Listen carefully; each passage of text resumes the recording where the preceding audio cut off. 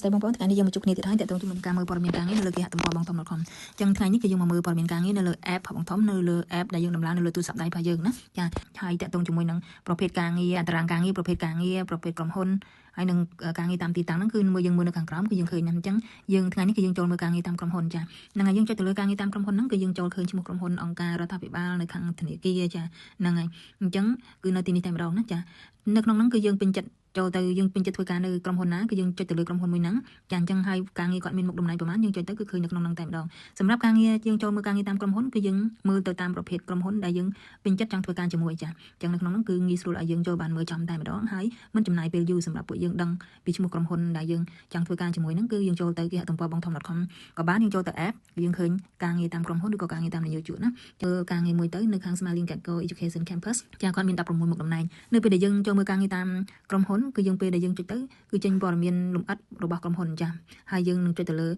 ើការផ្សព្វផ្សាយហ្នឹងគឺយើងនឹងឃើញសេចក្តីប្រកាសហើយនៅក្នុងនេះខាង Smiling Gecko ចាគាត់មាន16មុខតំណែងហើយនៅក្នុង16មុខតំណែងហ្នឹងគឺមានសេចក្តីប្រកាស2ចានៅក្នុងនេះគឺយើងមើលចានៅខាងលើនេះគឺគាត់ត្រូវការ Staff Safeguarding and Pastoral Care Sponsorship Coordinator and Academic English Support and Teaching Assistant ចាអញ្ចឹងគឺគា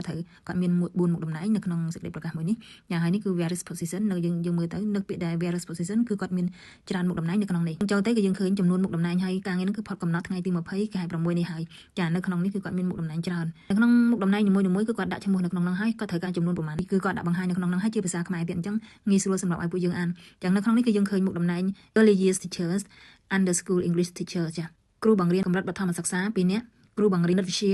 កម្រិតវិទ្យាល័យគ្រូបង្រៀនគណិតវិទ្យាកម្រិតវិទ្យាល័យចាអញ្ចឹងនៅក្នុងនេះតាខ្មែរងាយស្រួលអានចំនួនបុគ្គលិកដែលគាត់ត្រូវការក្នុងមួយមុខតំណែងប្រមាណអ្នកគាត់ដាក់នៅក្នុងហ្នឹងបាក់វងកញ្ចក់ហ្នឹងគឺយើងឃើញហើយហ្នឹងយើងអានតាមហ្នឹងតែអញ្ចឹងយើងពេញចិត្តទៅលើមុខតំណែងមួយណាគឺយើងចុចទៅលើមុខតំណែងមួយទៅវាចូលទៅដល់ព័ត៌មានលម្អិតរបស់មុខតំណែងនីមួយៗហើយសម្រាប់កម្រិតអនុវិទ្យាល័យនិងវិទ្យាល័យចាយើងក៏មានច្រើនហើយវាជាឱកាសល្អសម្រាប់ពួកយើងតែម្ដងយើងចុចទៅលើមុខតំណែងមួយទៅគឺដេញចូលទៅមុខតំណែងហ្នឹងតែម្ដងសម្រាប់គ្រូបង្រៀនគីមីវិទ្យាកម្រិតអនុវិទ្យាល័យនិងវិទ្យាល័យហ្នឹងហើយនៅក្នុងនេះគឺជាឱកាសល្អសម្រាប់អ្នកដែលគាត់មានចំណេះដឹងផ្នែកខាងគ្រូបង្រៀនចាអញ្ចឹងគឺត្រូវតែម្ដងហើយច្រើនមុខតំណែងណាដែលគាត់កំពុងតែនៅខេត្តកំពង់ឆ្នាំងចាសម្រាប់ការងារពេញម៉ោងចាប្រាក់បៀវត្សគឺគាត់ដាក់ពី4800ទៅ6000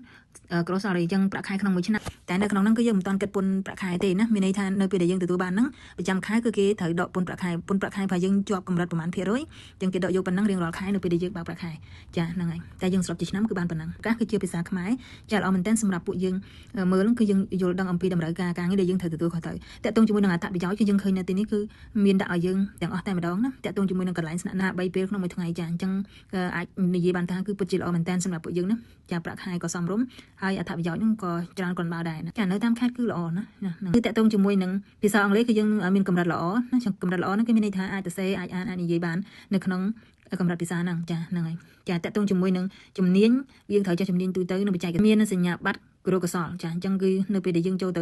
ៅធ្វើជាគ្រូបង្រៀនយើងត្រូវតែមានគ្រូកសលខាងផ្នែកគ្រូបង្រៀនណាខាងគ្រូបង្រៀនចាតាក់ទងជាមួយនឹងការងារគឺយើងឃើញប្រាក់ខែគាត់ដាក់នៅខាងក្រោមហ្នឹងគឺដាក់ជាឆ្នាំតែម្ដងណាចាអញ្ចឹងជាឆ្នាំអត្ថប្រយោជន៍មានប្រមាណគឺយើងឃើញនៅក្នុងនេះណាចាហ្នឹងសម្រាប់មុខតំណែងទាំងអស់ហ្នឹងគឺឃើញប្រាក់ខែដាក់មកគឺដូចគ្នាអញ្ចឹងណាពី4800ទៅ6000ក្នុងមួយឆ្នាំចាគាត់គិតជាឆ្នាំជូនតែម្ដងសម្រាប់ឲ្យពួកយើងឃើញថាក្នុងមួយឆ្នាំយើងនឹងអាចទទួលបានប្រាក់ចំណូលប្រមាណហើយតាក់ទងជាមួយនឹងការដកពន្ធចាយ VA ផ្សេងៗទៀតហ្នឹងយើងមើលកន្លែងអត្ថប្រយោជន៍មុនពេលដែលយើងគិតឃើញថាក្នុងមួយឆ្នាំយើងទទួលបានប្រាក់ខែឧទាហរណ៍យើងទទួលបានប្រាក់ខែ4800ប៉ុន្តែយើងបានអីគេទៀតណាបានកន្លែងស្នាក់នៅបានអាហារ3ពេលអញ្ចឹងយើងចំណេញទាំងអស់ហ្នឹងទៀតណាចាតាក់ទងជាមួយនឹងរថយន្តដឹកជញ្ជូនពីភ្នំពេញនៅពេលចុងសប្តាហ៍អីទៀតណាចាធានារ៉ាប់រងខាងផ្នែកសុខភាពចាហ្នឹងហើយអញ្ចឹងយើងគិតបូកអាហ្នឹងទៀតទៅណាចាសម្រាប់ព័ត៌មានដែលយើងដាក់ពាក្យអីគឺយើងអូសចុះក្រោមមកគឺយើងឃើញណាចានៅក្នុងនេះតម្រូវការក្នុងការដាក់ពាក្យក៏មិនច្រើនទេណាយើងត្រូវមានប្រវត្តិរូបសង្ខេបតាក់ទងជាមួយលិខិតអមគឺ cover letter ហ្នឹងហើយពេលដែលយើងដាក់ពាក្យទៅតាម